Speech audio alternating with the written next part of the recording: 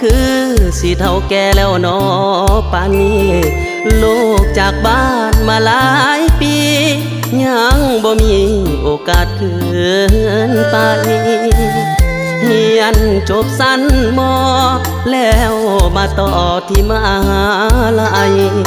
ทำเฮียนด้วยความตั้งใจหวังกลับไปเพิ่ง